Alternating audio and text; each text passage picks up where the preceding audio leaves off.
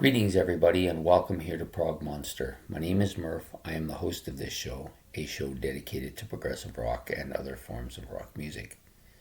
So, as you can see, we're not in the office today. Yep, somebody left the windows open, and it's a bit frosty in there.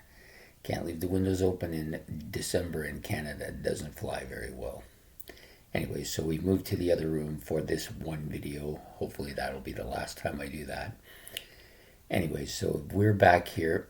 This is battle number 14 of the series we're doing for the month of December, which is Progressive Rock Solo Artist Album Wars. We have two people here who I've known for a long time, but I've never actually listened to any of their studio stuff for various reasons. But anyways, the two we're doing today, before we get going, so for those of you who are new to this channel or to this series, we're just taking the solo artists that came from prominent or well-known or from other progressive rock bands.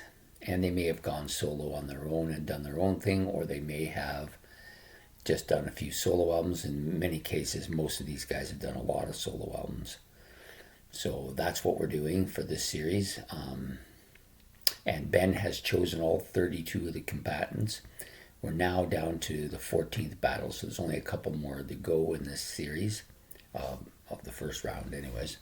And then he'll reshuffle them and give me the battles for next round. So today we have two artists that I've known of and followed a little bit over the last probably 3 or 4 decades anyways. Both of them, the one I know a lot better than the other one, but at any rate, this is my first time listening to either of these two albums or any of the solo work by either of these two guys. So the first one up will be Tony Banks' Curious Feeling from 1979. I think this was his debut. Solo album. Came in right around that time before Genesis jumped onto the kind of pop scene a bit. So this album is I've listened to it in its entirety. It's very progressive. Well, I wouldn't say very progressive. It's progressive. It doesn't seem to have the kind of soloing or real intricate, complex progressive stuff that you normally get with progressive rock, and it doesn't have the really complex progressive lyrics that Peter Gabriel, of course, was well known for.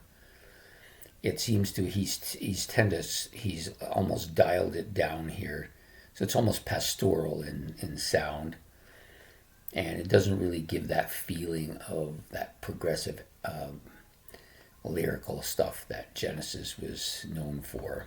But it's not a bad album by any stretch. And, his keyboards are good. He's one of the best keyboardists, I think, in progressive rock. Yeah, very well done. The vocalist, I want to say it was Kim Beacon. Kim Beacon? Does that sound like... That name sounds familiar. I think...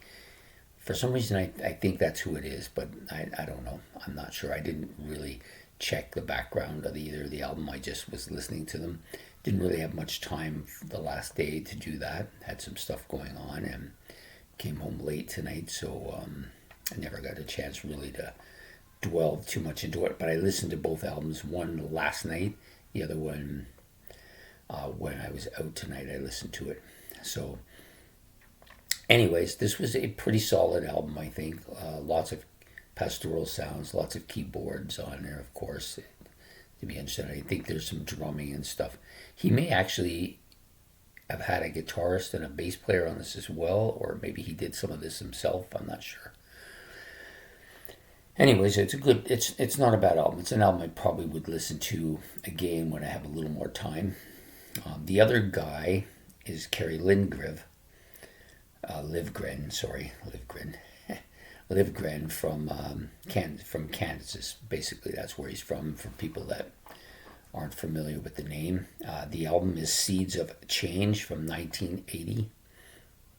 I found this album pretty similar to what Tony Banks did. He kind of dialed down the Genesis sound to almost a more of a pastoral sound. This guy, I don't know if he dialed down the Kansas sound. I don't think he did, but the vocals are dialed down. I'm not sure who did the singing on this album. Maybe it was Steve Walsh, but I don't think so. It doesn't sound like him. I'm not a Kansas connoisseur by any set stretch of the imagination. But this wasn't bad. It wasn't a bad album. I feel like it was not too far off of what Kansas sounds like, and it's a pretty decent album.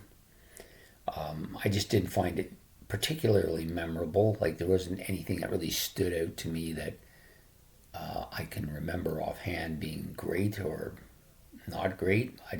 I didn't find there anything really bad about it, and I didn't find anything really great about it. So I think it's just a decent album. Given time, I think maybe I would be able to differentiate some of the stuff a little bit more. But you only get so much time when you're doing videos like this, so you get maybe a listen in if you're lucky. If you haven't heard these albums before, you might get a whole listen in. Some of them, of course, I've heard before, but in this case, I didn't have any connection with either of the albums. So if I had to choose, and to be honest, I don't feel there's either one of these is particularly blowing the other one away. I think they're pretty even in most regards for their different styles and stuff. But I think the Tony Banks album probably has a little bit more for me going forward. There's probably more for me to want to listen to a little bit more than there would be on the Kerry Livgren.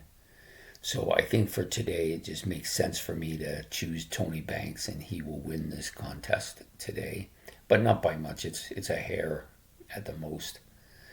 Could have went the other way easily as well.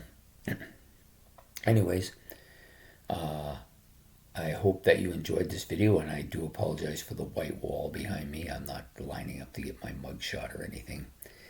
That's just unfortunately, I opened the windows for some reason today and then forgot to close them. And so pretty hard to do a video when you can't see anything from the fog in front of your face. So anyways, I hope you enjoyed this video. If you did, please like and subscribe. It's much appreciated. You can leave any comments you have in the comments section below. That would be much appreciated. And we'll be back in the office tomorrow for the next video. So I hope that you enjoyed this one, and we will see you then. Take care and have a good evening. Bye.